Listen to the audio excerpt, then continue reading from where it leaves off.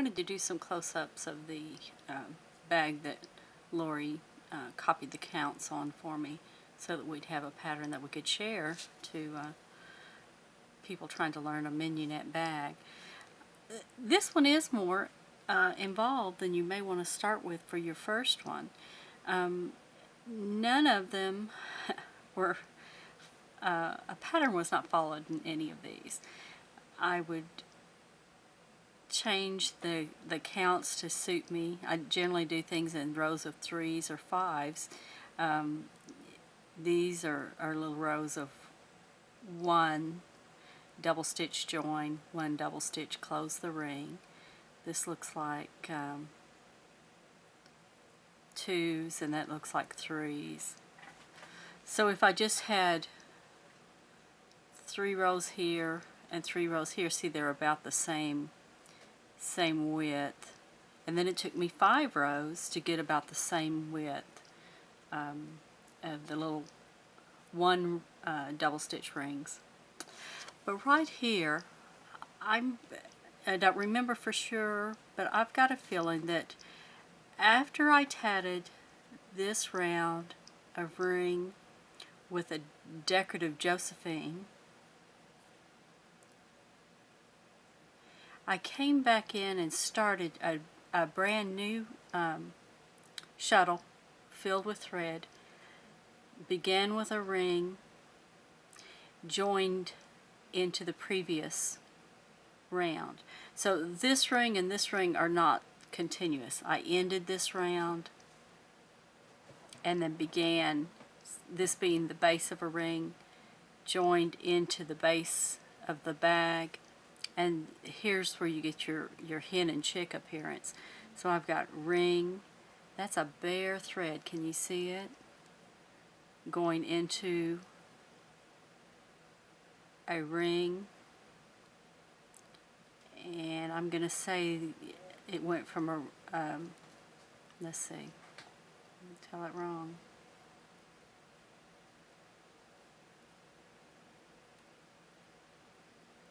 I'm thinking this next row of Josephine rings is done at the same time that this round of rings is done. So back to this one that ended on its own.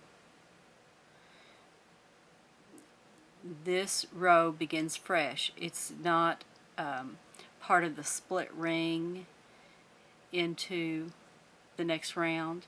It is think of it as an independent round. And that begins here, joins into the base of the bag, has a bare thread, and I knew that I was going to weave some ribbon. And what I've got in here is some little silk ribbon, so it's real soft and pliable and twists and turns, and but yet I can kind of finger press it out to make it a wider ribbon in the bow. But I'm pretty sure that I started fresh with a new shuttle. So it goes ring, bare thread, ring. Now at the top of each of these is a picot. It's almost like I started that one as a bare thread also.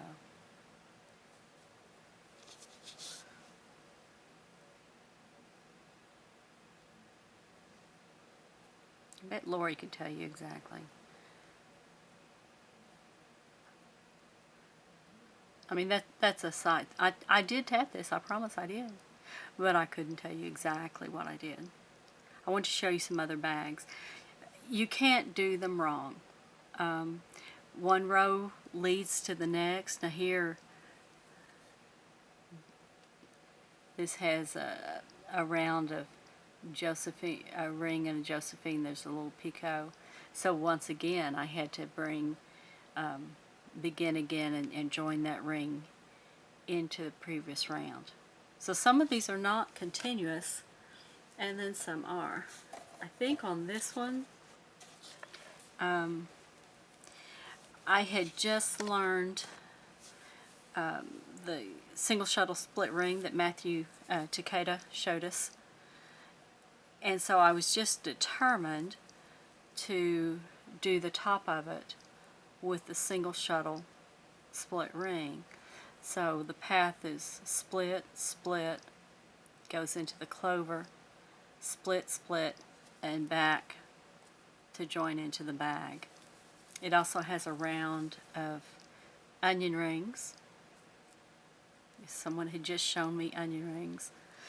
A lot of these are kind of a legend of what I was tatting or learning at the time. Someone would show me a new technique, and I would incorporate it into my next round on the bags. But again, I like to keep my rows in odd numbers. Look, there's 6. There's an even number right there. So you can't do them wrong. And if you're wanting a larger bag, the key is in the base to build as many. See right here, there's 2 rings on that bare thread. So you want to start building that on each round, and you might have 2 into 1, and then 1, and then 2, so that it's real gradual growth.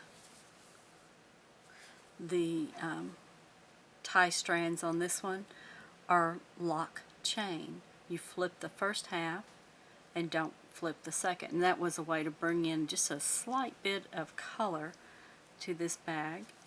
And then it has the tassels are see, there's 4 tassels all together, but it's interwoven going both directions so that the bag closes nicely. What's this one got at the top? It's got some chains and Josephine, but again you can see the different patterns. You can clearly see the row that I climbed each time when I point it out to you, but as a finished bag you don't see it. But I just happened to flip to it just right away. Of course, these are split rings that would go split, split, split, split all the way around, and then begin a fresh shuttle and split, join, split for that next round. So they don't always go from bottom to top. At times I'll start something new, join into the bottom, and then take off again. This one has, it was one of the earlier ones, and it's probably in a size 40 thread, so it's a little bit smaller bag, and I don't know if you can see them on video or not, but I was trying to give it some texture with little tiny picots, so it looks like little florets going across the bag. And to make a smaller hole in the bottom, you're just going to have one double stitch between every picot so that you can get that bottom as tight as you can. The cord on this was done by my friend. It's Lucet cord, and we did a video on that. It's I'll have to link it to my site. Karla MacSwain does Lucet, and that makes a nice cord. Now here's a little tiny one. I have another friend, Irene Morgan, who makes little bags that she puts rocks that she has saved that her father had polished. So she makes little tiny bags. So they don't have to be big and huge.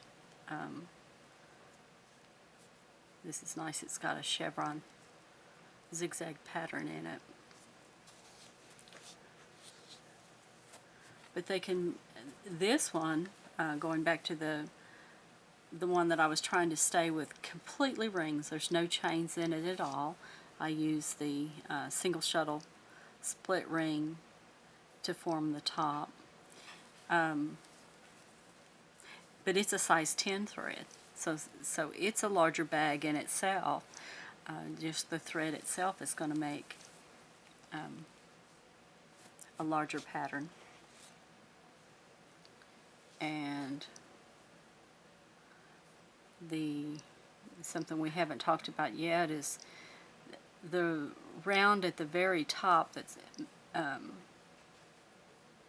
making the decorative.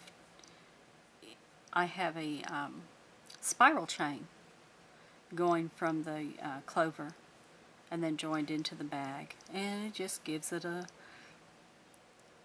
little different texture rather than just a plain chain. But I'm pretty sure that there were several times in this bag that I had worked myself into a corner by going just so far with the ring that I needed to begin again and then join back into it. And then at times you're going to use almost the hen and chick, where you do a ring this direction and then you do a ring the opposite direction.